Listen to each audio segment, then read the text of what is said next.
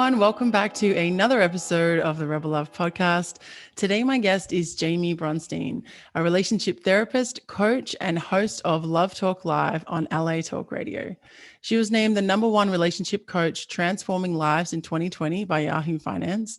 And for the past 20 years, Jaime has been teaching her clients how to heal their past, love themselves unconditionally, how to be vulnerable, tap into their inner strengths and intuition, and live more authentically to achieve their relationship goals.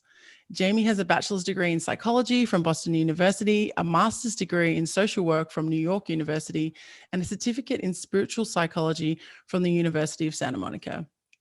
Jaime empowers her clients to become aware of the fact that they were born to have love in their lives, not just any love, but the right love for them. Welcome, Jaime. Thanks for being here today. Thanks so much for having me on your show. I'm so excited. Yeah, I'm really excited to do. I feel like we're going to talk about something that is really helpful for me and hopefully for a lot of listeners as well, which is how to manifest an energetically aligned relationship. So I really love this topic. I think it's kind of really hits the nail on the head for the kind of relationship that lots of people I know are looking for. So, but before we get into it, I'd love it if you could share a little bit about how you ended up where you are and your own journey. Sure. So I always say that I was born to do the work that I do because my name in French means I love. If there's an apostrophe after the J, J apostrophe AIME, j'aime means I love. And as far as I can remember, I've always loved love. So I've always been romantic. I'm very grateful that I grew up with parents that are a beautiful example of a marriage that they have it. They came to this earth to be together. And then when I took my first psychology class in high school, I just couldn't get enough psychology. Got my master's in social work, as you said, and then I got my certificate in spiritual psychology. And along the way, at some point, the clients that came in, I was taking all clients before, when you start a business, and I've been doing this now for 20 years. So the first, I don't know, 8 to 10 years, I'm just taking all clients. But the clients that came in that wanted to either manifest a relationship, work on their relationship as a couples therapy, or we're going through a breakup or divorce, those were the ones that I just was so much more drawn to. So I just branded myself as the relationship expert. And because this is my passion. So I wanted these clients to come in. These are my people. So can you explain a little bit what spiritual psychology is? I'm really interested in that. Yeah. So it's a little hard to explain, but I'm going to do it in the simplest way possible. Spiritual psychology very simply means, first of all, let me go back. Spiritual psychology is the term is actually redundant because psyche is actually means your soul. It's a study of your soul. But somewhere along the lines, it got translated into more behavior. And spirituality is your soul. So what I teach people how to do is to show up in life from your authentic self, which is your soul, which is that soul that came to this earth before life got in the way. I help people change their lens of perception, how they see life and how they see relationships. I help them to rise above, to have more compassion, to do forgiveness work, to heal what needs to be healed from healing those unresolved issues that whether they started from childhood to now. Spiritual psychology is all about the law of attraction. So our outside experiences are a reflection of our inner reality. We literally are constantly manifesting our life because of what is happening on our inside. So I help people to cultivate their intuition, to connect with themselves so that their inner world is authentic and the way that they came to this earth to be, which is the best way so that their life can be in the flow of life. Nice. I feel like that is yeah. Well, I feel like it's kind of like a hard thing to teach as well. It sounds like it's a hard thing to teach. So, I mean, I don't know if that's true. Is it? No, I mean, for me, it's such a joy to teach it. So I don't call it hard work. For the client, it is work, but it's beautiful work. And if someone really wants to have a better life and better relationships, then they have that conviction and that drive and that willingness to do the work. And ultimately, it is just a joyful experience. It's not fun to go back, to resolve the unresolved issues, but anything in life that is worth having is worth doing the work for. Yeah, that's very, very true. And I think sometimes, often I find, and myself included, we'll get to right to the last point where it's like breaking point. Where like, I just can't do this anymore. And then you're like, okay, now I'm ready. Now I'm kind of ready to look to do the work, not because I necessarily choose it, but because I just don't see any other pathway. So, Yes, it's are you sick and tired of being sick and tired? Yeah. And I like what you just said about a different pathway, because what I like to say is there has to be another way. Yep. Like if it's like the definition of psychosis is doing the same thing over, but expecting to get a different response or reaction or result. Yes. And that's what people do in their lives until they become conscious and aware and have the willingness to change, take action to change. Wow. Okay. We're going to come back to this, but moving on to the manifesting an energetically aligned relationship. So with all my guests, I have a quick 15-minute chat. We just talk about some things and we think of, some conversation topics that we're going to talk about. And in that conversation, you'd mentioned chemistry versus energy alignment. So I really like that. And what is the difference between love chemistry and energy alignment? I like that question because actually I've never answered that question. Oh, awesome. No one's ever asked me that question. I always, when I'm interviewed and when I write and when I do my reels and Instagram and everything, I always say it's not chemistry, it's energy. But I've never really explained it. So let me see if I can explain it. I would say that chemistry is more of a physical thing. Okay. So like when you have chemistry with somebody, it's like the hormones are going off and things like that.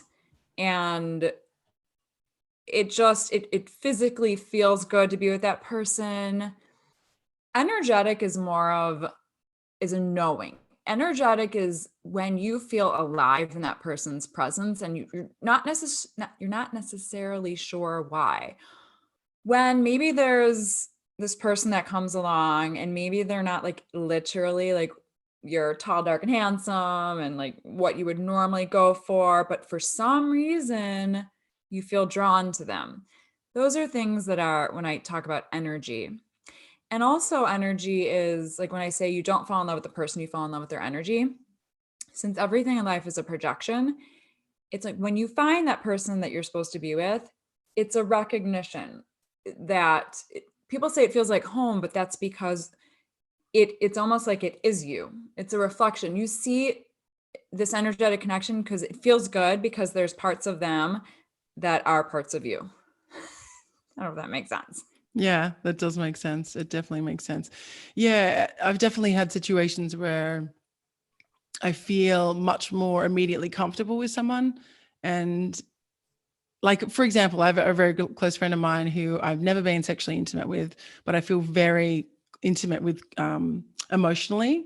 Like we're very close. Like I'm kind of like my brother, but in a really weird way. And it's never been sexual. And it was interesting, actually. His partner said to me when they first got together, I said to him, I think there's something between your partner and me, like there's some energy. And he said, no, there isn't. And then a couple of weeks later, she said to me, Talia, I'm jealous of you. And I said, what do you mean? I said, we've never slept together. There's never been anything sexual. And she said, I'm not jealous of that.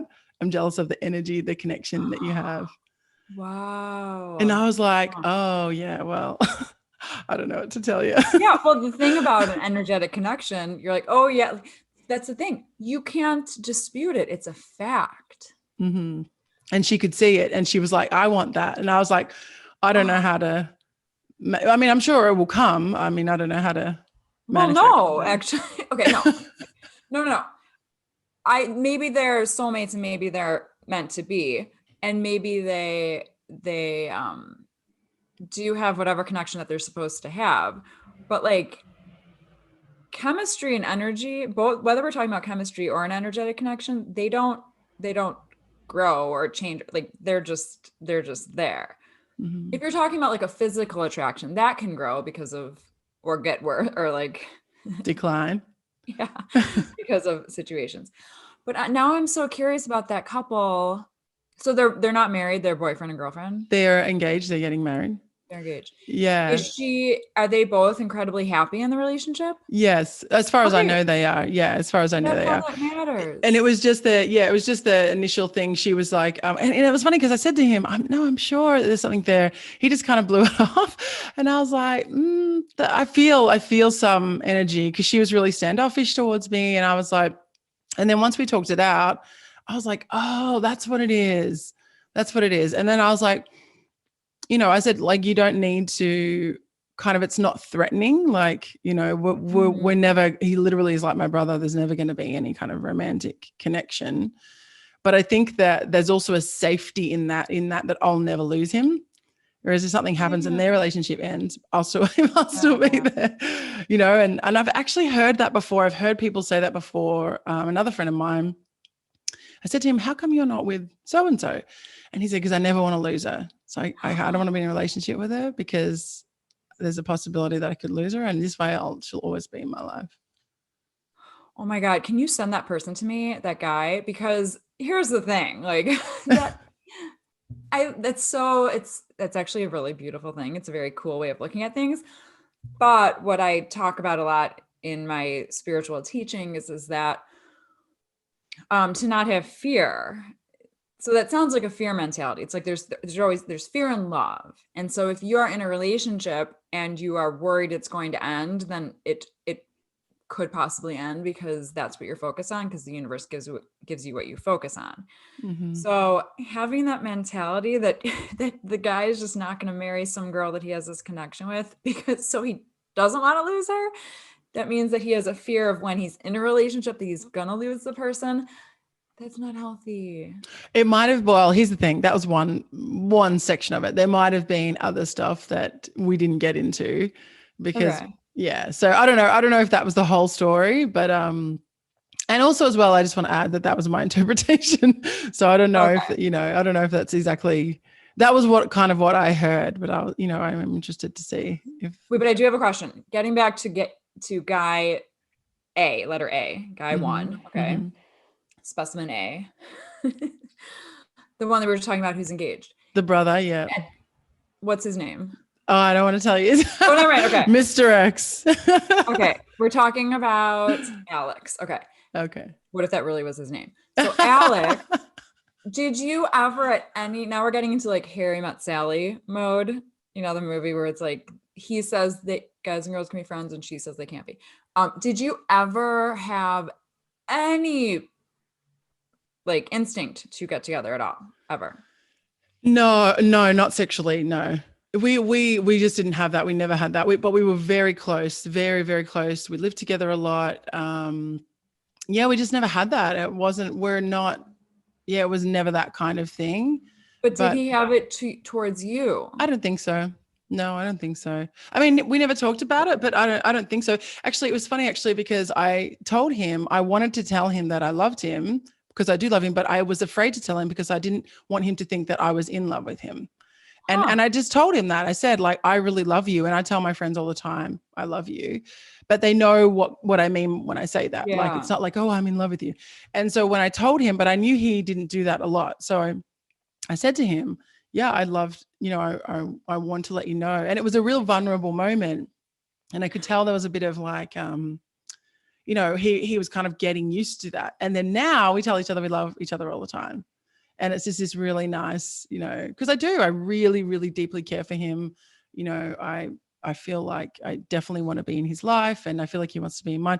I mean, we live in different continents now, but we still keep in touch. He lives overseas in South America. So, yeah. But you lived together where? We traveled around. We lived in Canada together. We lived in Colombia together. We didn't live in Thailand, but we hung out in Thailand together. So he's like a soul brother. Yeah, definitely a Soul soul brother. brother. Yeah, yeah.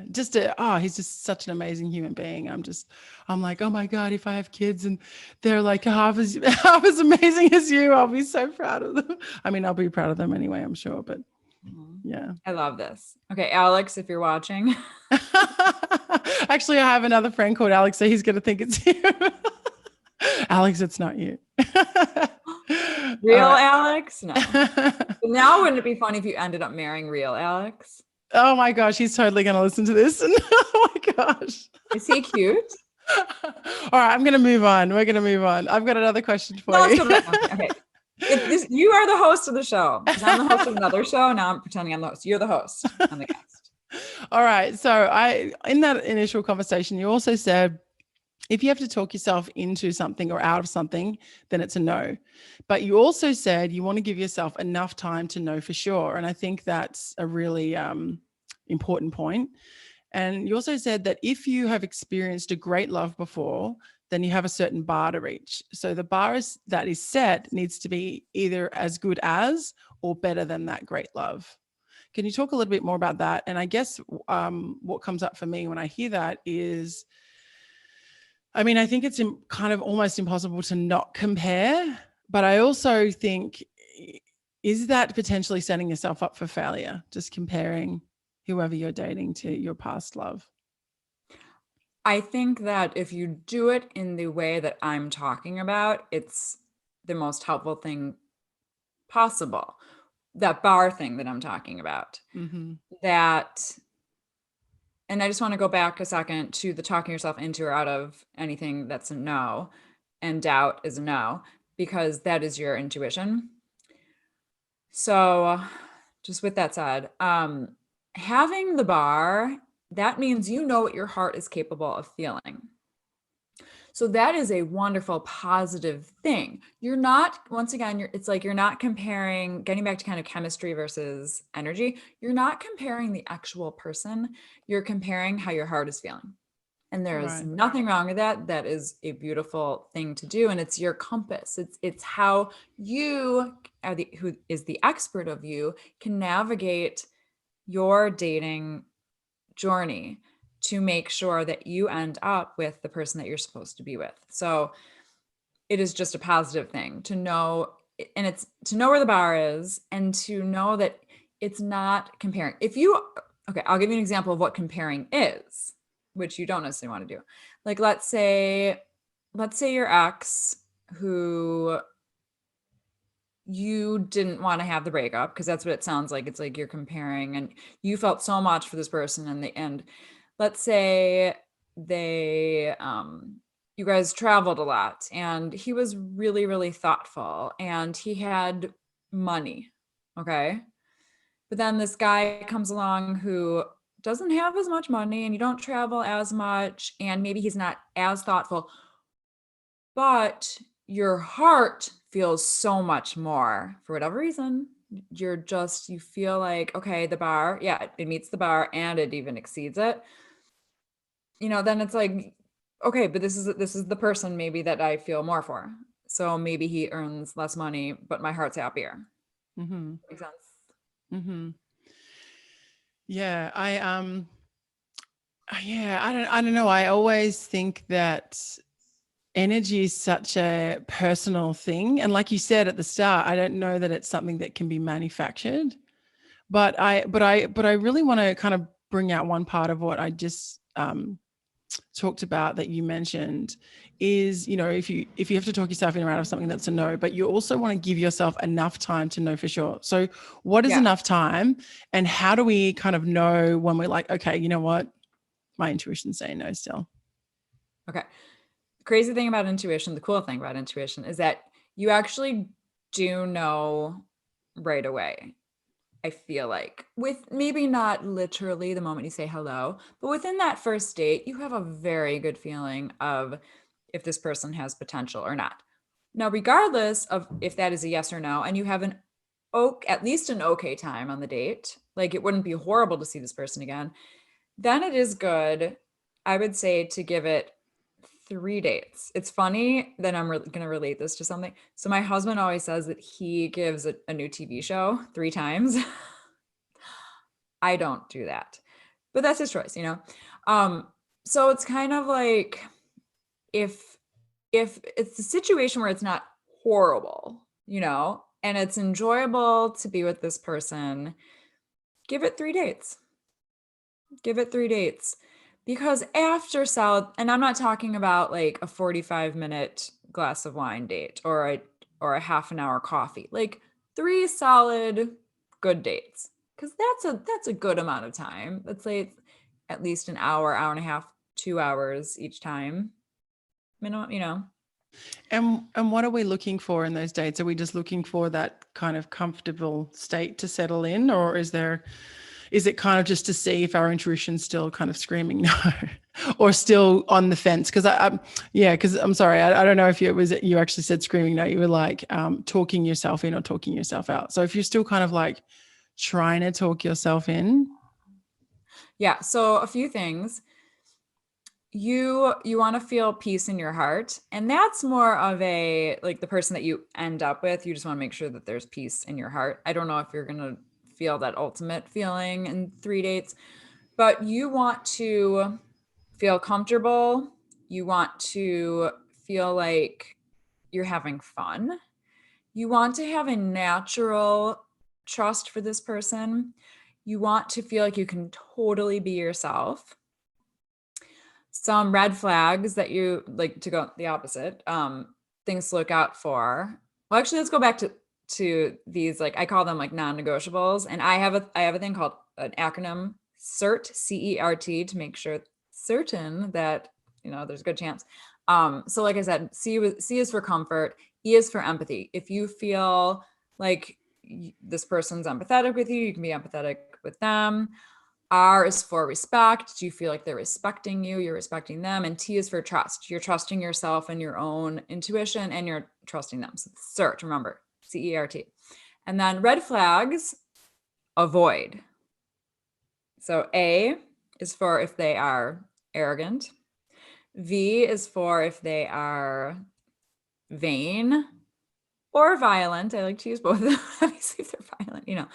Vain's a good one, because on a date, if they're just talking about themselves way too much, it's just like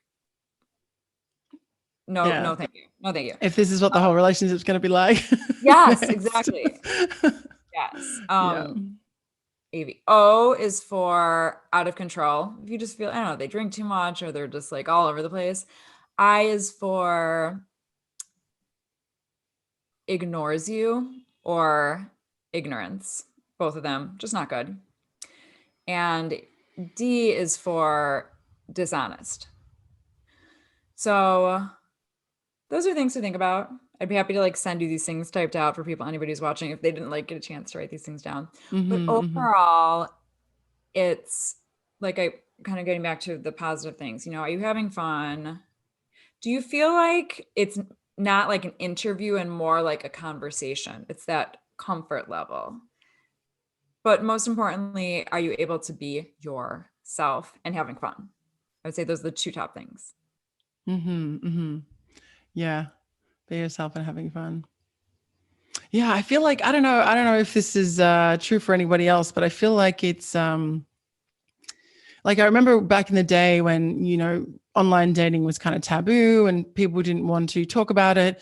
And now like it's very, very common and everybody does it. But I feel like it's swung the other way, where it's like it's this swipe culture where everyone's just like, you know, aesthetics, it's very shallow. And I mean, look, I have to say that I have met some amazing people online, and it's been great. Like they're absolutely amazing, incredible human beings, but also equally for every one amazing human being, there's like, you know, 20 not so amazing human beings. So it's a bit of it can be kind of disheartening, I guess, when you're talking about dating. Absolutely.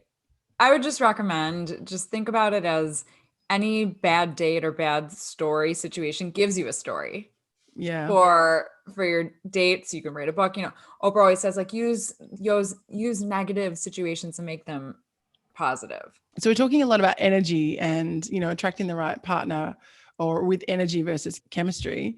So how do we cultivate the energy that attracts the right partner for us? I can only speak for myself, but I've noticed that there's certainly waves of trusting myself and thinking that I'm moving in the right direction with someone, and then getting caught up and forgetting which way I've chosen. And I think there's also this thing of, I hear this a lot where, when you start to like someone, it's very hard to kind of keep that cool energy going. I don't know if that cool energy is the kind of right word, but you care more, right? Because you're like, oh my gosh, I like this person. So something shifts and you're like, why is this happening? This is making it so much more difficult than it needs to be. Yeah. Okay. So this is what I was saying before. When you find that you start being more in fear mode in a relationship, worrying it's going to end, worrying how you're going to show up, worrying is he going to like what I say? Is he going to like what I wear? Going to like what I look like? Am I going to go on another date? All of those things, you need to make that shift from your being in fear mode to being in love and trusting, fear to faith. So, and you have to make this conscious shift.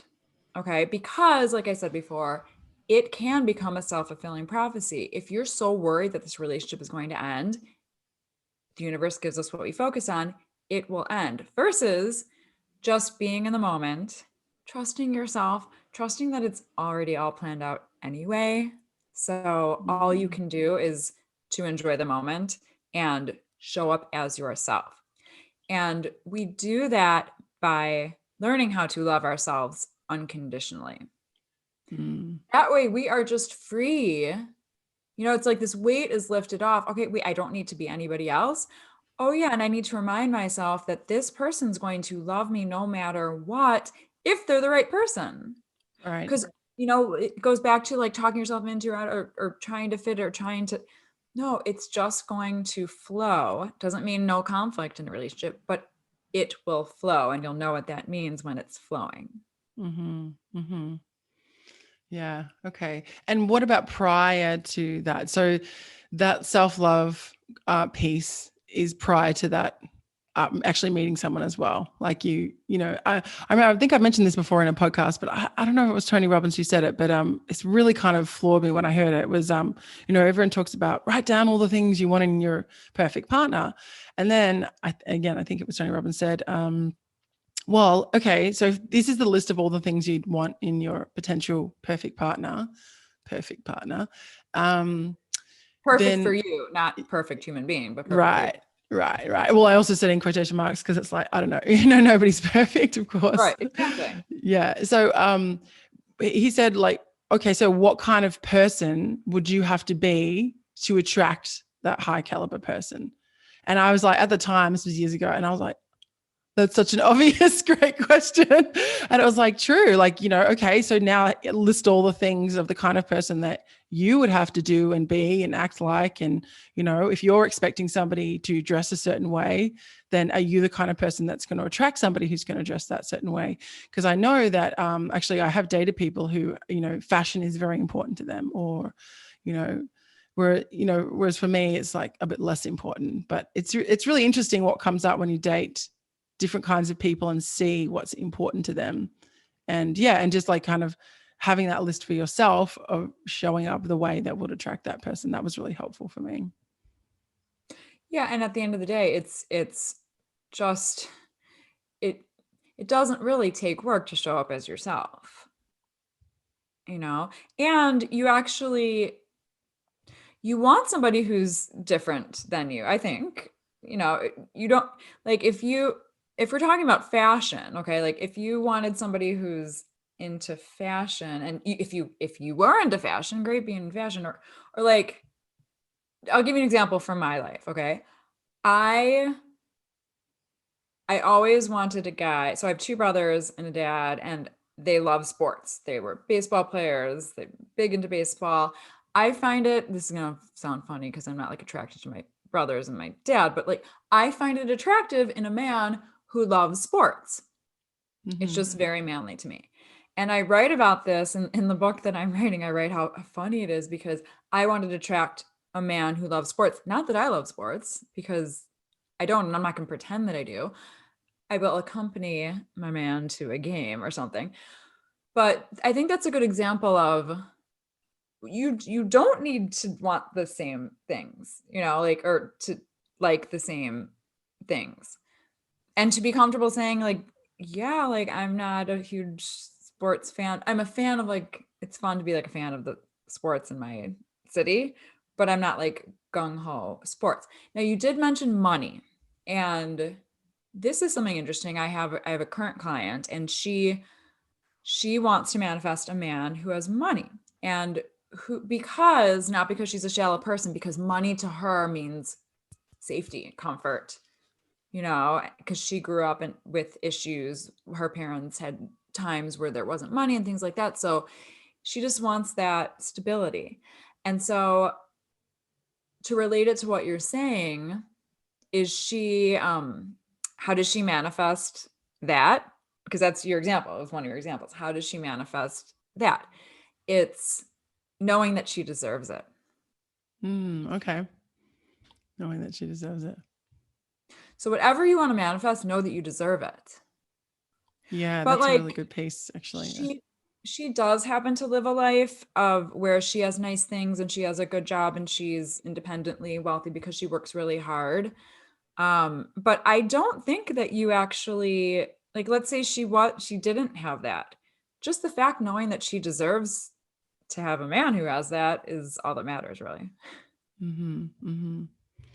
Yeah, interesting. Yeah, I think it's interesting as well. Like you said, when you meet someone with the right energy and connection, you do have non-negotiables, but sometimes there's things that you're willing to kind of flex on a little bit. I don't know. I'm not sure. I mean, I'm not sure what the answer is, or if there is one answer. I just know that having that rare energy connection to me is rare as well, because I haven't had that, and that person that I was referring to at the start of the call, I've never had that. I've never had a non-sexual energy connection like I have with that man. That was purely non-sexual, and I really did feel like he was my brother, and I feel like he is, and and we could have times where we don't speak for a year. I mean, we haven't had that, but if we could, and it would be, I think we could just pick up where we left. It's like that kind of old school connection, and I have that with a lot of girlfriends, but not with many males where I haven't been intimate with them. So yeah, sorry, I digress. Well, Okay, your man is out there and you're going to find him. well, we'll And see. here's the cool thing. He's looking for you also right now. Well, I guess we'll see. Well, guess we'll find out. You need to believe that it's going to happen in order for it to happen. You need to visualize that it's going to happen. You need to trust that it's going to happen in order for it to happen. That is very true. That is very true. So that actually leans on to our next question, which is, how do you know when you've found the one? This is kind of a really big question. So I have a little checklist. But just in general, it's like I said before, when you feel peace in your heart, which I can't even explain, like, in writing really what that means, but it's like you'll know what it means. You feel peace, your heart feels at peace. Your mind feels at peace also. Like there's just no more chaos. It's like you can relax. But I do have a little list of how you know that you found the one. And it goes like this. You can be your authentic self, like I talked about before. You feel like you can't get enough of this person. You feel intrigued by this person. You miss them when you're not with them. They feel like home. You can't imagine being with anybody else. They're your favorite person. You feel safe with them. And then time stops. That's more like at the beginning, but time stops. Life is more colorful and you feel safe in their arms. And that's a nice list. Like drop. Yeah. Yeah. Yeah. Yeah. I was talking to a friend of mine, and she was telling me how she's dating a guy, and she's like, I really like him, but it doesn't feel like that last big love that I had. And it was just interesting to hearing her talk about, like, it's not necessarily less than It's just a really different kind of connection. And yeah, it was just really interesting hearing her talk about the differences between, you know, that old love, the old flame that she had, and the new love, which is, and I wonder if some of it was like, kind of like battle scars, kind of going, well, my heart's been pretty knocked around. So I'm not sure if I can let him in as much as I let in the first guy because of the scar of that. And I would love to work with this person because it would be interesting to kind of get in there and see, is her heart not open? My intuition is wondering, like, I would like to ask her, are you happy? And if she says she's happy in this relationship, that's all that matters, right. you know?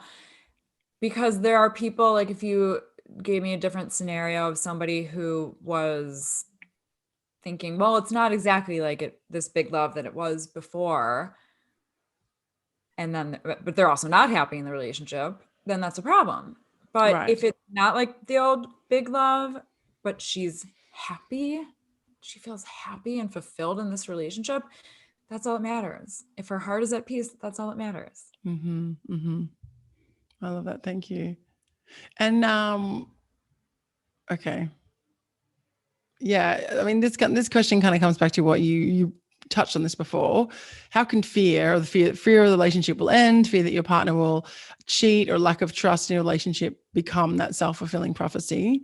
And how much of that, like, I feel like I was just saying with the battle scars, we bring a lot of things into our new relationships. Now, obviously, nobody wants to bring their baggage in. And I think a lot of us don't realize we're carrying that with us, dragging it around. How, you know, what's the best way to kind of steer that fear when we know it's our junk that we have to deal with? Yeah, so you do need, if you have let's say an unresolved issue of trust, you do need to resolve that, or else you're not going to be able to trust somebody. And you resolve that by doing what I call, this is what I learned in spiritual psychology school. It's called compassionate self-forgiveness. And an example is, you put your hand over your heart and you close your eyes and you say, I forgive myself for buying into the misbelief that I can't trust people. What is the truth? I can trust people. And it's also a projection. So whatever your judgment of somebody is, whatever the unresolved issue is actually what's going inside. So if you can't trust somebody, that also means that you're not able to trust yourself. So I also recommend to do the work to, this goes back to intuition, to be able to trust yourself in any situation. And if you think that you have a relationship, it doesn't work out, and the issue is trust, and you're like, but the next relationship's going to be better, and you don't do the work, you're just fooling yourself, because you really have to do that work to cultivate that love for yourself, to trust yourself, to go back briefly to the past. It's not, you don't need to stay there, but go back to the past to see, where did this start, so that Right. you can actually trust yourself and trust the other person. Because if you're not trusting yourself and you're in the past, you're going to keep manifesting and validating that your perception that people aren't trustworthy, because Right. they're going to bring someone into your life who's going to cheat on you also, or whatever, so you really have to do the work. Mm-hmm, mm-hmm. Yeah. Okay. So yeah, I mean, it sounds like, yeah, do the work is really the answer to all the hang-ups and the baggage we have. I guess a question I have around that for somebody listening who's maybe identifying some of these things in their own behavior would be, where do we start? Because I know that it's a lifelong journey, and that, hang-ups are formed all along the way, all along the path. Yeah. Well, like I said, I was just saying that compassionate self-forgiveness is a place to start. It's having the awareness that there is an issue. I This is not just because I'm a therapist and a coach. This is the truth, that having a coach or a therapist can help you beyond words. It is a gift to yourself. I mean, when I see my clients have aha moments or feel lighter at the end of sessions and then just exponentially grow every week, it is so beautiful to watch. And I know as a human being, I've had therapy sessions in the past that are just so helpful because there's something about somebody else witnessing you and reflecting back to you and helping you see things maybe that you didn't see that is just so helpful in your evolution. Mm-hmm. That's where you start. Okay, so this is a really great question. I'm glad you brought this up. So, how do we know that we have the right therapist for us? Okay, intuition. I always recommend shopping around, make 2 to 3 appointments and see who you feel the most comfortable with. Whoever this person is, you really need to feel 100% comfortable sharing everything with this person because therapy coaching is an investment of your time and money. So why do it if you're not going to feel completely comfortable just sharing everything with this person so you can really grow and learn. I had this couple recently. They're a new couple. They've done, I think, 2 or 3 sessions now. I can't remember exactly. And they interviewed me before they hired me. And they said, we are interviewing other therapists. And instead of like needing to sell myself or being worried about it, I know that the right clients are supposed to be with the right therapist. And so like if they are supposed to be my clients, then they are. And they're asking me about my modalities and everything. And I just said, this is what I offer. And if you need to pick the therapist you feel the most comfortable with. And I'm so much more about showing than telling. So it's like, let's just do a session. I see over the 20 years, my clients get such, transformations in their lives, but I'm not going to sell that to you, just try it out. So they hired me and it's going well. Yeah, wow. I mean, I love that. Yeah, I think that when you come from that, like you said, the place of authenticity where you're like, well, if it's meant to be, it will be. Yeah, I remember that really helped me early on in life. I broke up with a kind of significant partner, and I remember thinking, you know what? If we're meant to be together, we'll be together, and if we're not, then we're not. And I know it kind of sounds really simple when you say it like that, and but it did really help me at the time. I was just like, okay, cool. So if we're meant to be together, we'll be together, so I don't have to worry about it. It really, really helped. Oh, it is so helpful. Yeah, it was really helpful. So what about the people that have financial constraints and perhaps maybe can't afford to commit to some sort of therapy at the moment? What are some other options for those people? Yeah. So first of all, I'll just speak personally. I don't know what other therapist coaches do, but for instance, like I offer an hourly fee, but then I also have 45 minutes and I have a half an hour fee. Mm-hmm. So if you drink coffee, maybe don't buy the Starbucks or whatever for a month, and that money, there you go, like there's some money for therapy. So I mean, if you're literally homeless on the street and you literally don't have money, because my point is that even if you need to ask a family or somebody, a family member or somebody, like this is important. It is important at some point in your life, maybe if it's not right now, to get into some therapy or coaching. Now, if you're not going to do that, yes, read books. Read books. Whatever you're doing, keep doing. Read Instagram, blogs, reels, study. Mm-hmm. Some people offer, free courses online, things like that. But I'm just going to go back to books.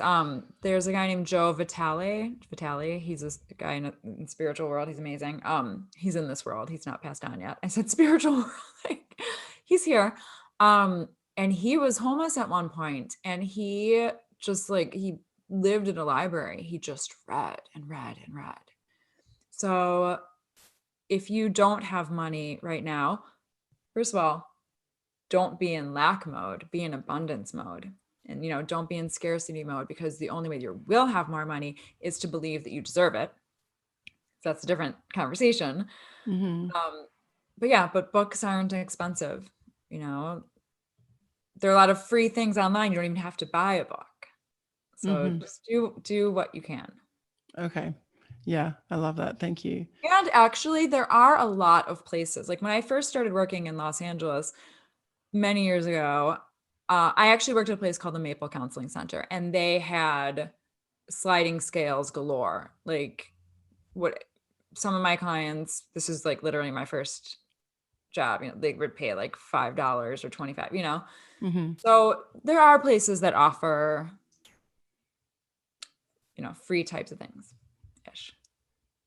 Yeah, I think the reading books is a really good one. And I don't know, I think what came up for me as well when you said like, try not to be in lack, be in abundance. I feel like that's really great advice, but I also feel like it's sometimes really hard when you're in that really down state.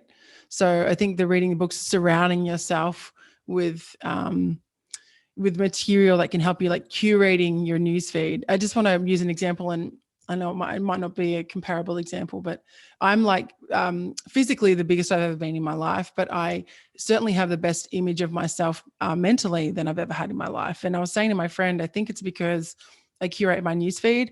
There's a lot of plus size models on my newsfeed, a lot of really beautiful women that, and the idea of beauty has really changed from when I was growing up. And it's really helped me to love myself at any size. Now, I do want to lose weight, but it's for health reasons. It's not for aesthetics, not because I don't accept myself. It's not because I'm worried about what somebody will think of me, namely like any type of man that I'm dating or not dating. Like, I'm just not worried. It's not a concern of mine. And so the point of me saying this was that what really helped was all of the information that's kind of seeping into my brain from like Instagram and all the new stuff that I read. And if we're doing this with relationships and we are feeling perhaps like it's really, really hard to stay out of lack, then just, I know it sounds as corny as it sounds, reading those Instagram kind of memes and inspirational quotes and stuff really helps. Like it really, really helps me. It kind of sometimes feels a bit kind of corny or something that's been recycled, but it's so helpful to me. So I don't know if that has worked for you in the past, and it kind of has carried me through some hard times. Also, find friends, find accountability buddies, people that build you up, people that authentically, like friends and family members, that there's no competition. It's about surrounding yourself, like, yes, with the books and the learning and everything, but also people that you love them no matter what, and they love you no matter what. Okay, that's brought something up for me actually. What if we're in a I mean, thankfully, I'm not in this situation, but I have had readers write into Rebel Love and be like, I feel completely trapped. I don't have anybody I can talk to. I don't feel close to my family. My best friend's not around. So it's really, really difficult. I don't have the support I have. Like, I literally feel alone. And actually, an influencer that I follow, she just said, she just posted something that a woman wrote.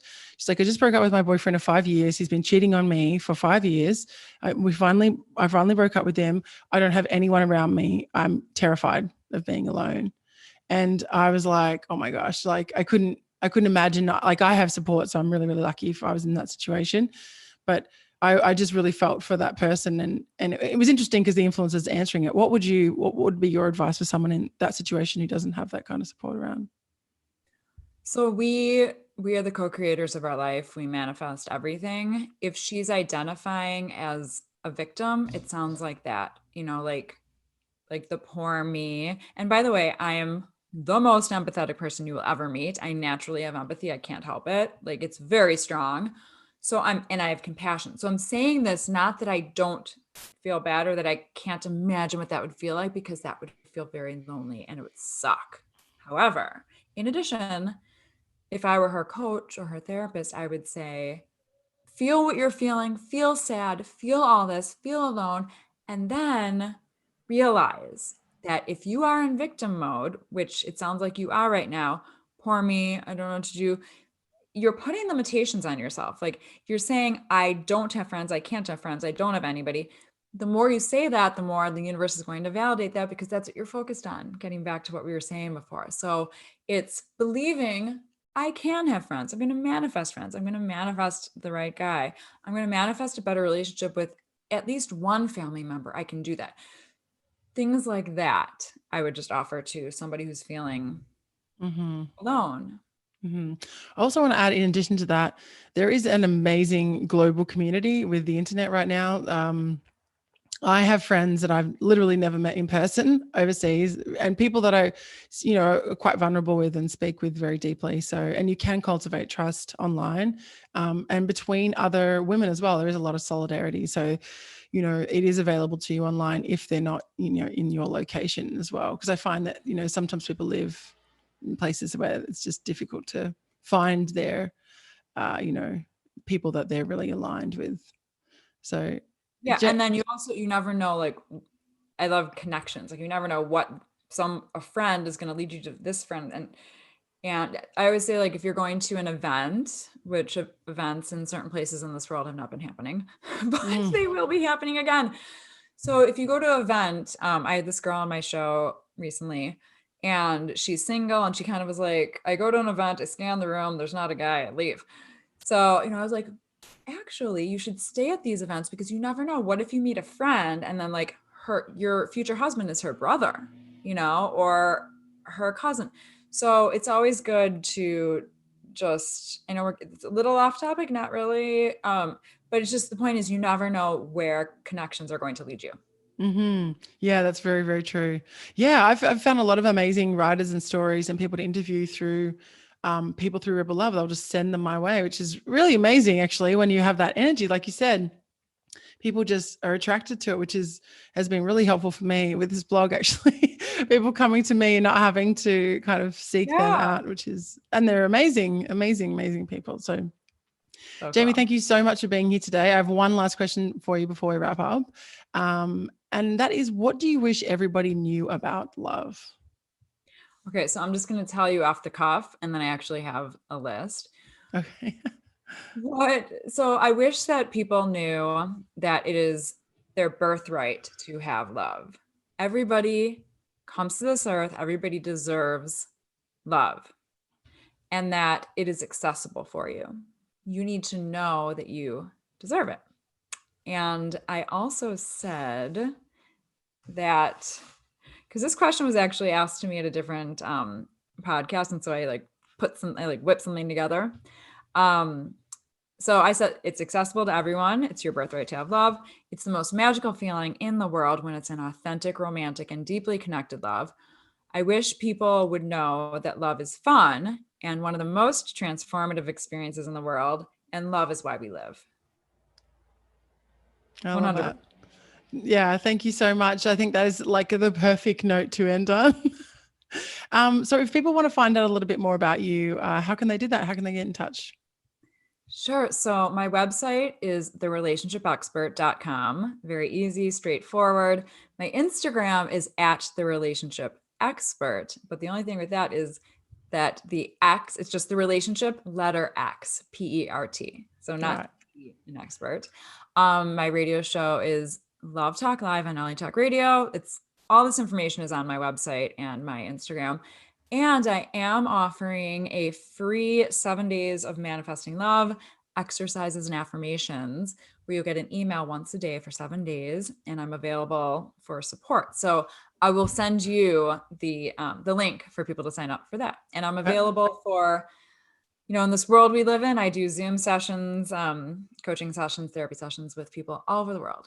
Yeah, I love that. That's one kind of semi-good thing that's come out of COVID, is that it's really opened up the scope of treatment for all over the world, which means we have access to a lot of really high quality therapists and coaches. So definitely, if you're listening and Jaime is in alignment with you, then definitely get in touch there.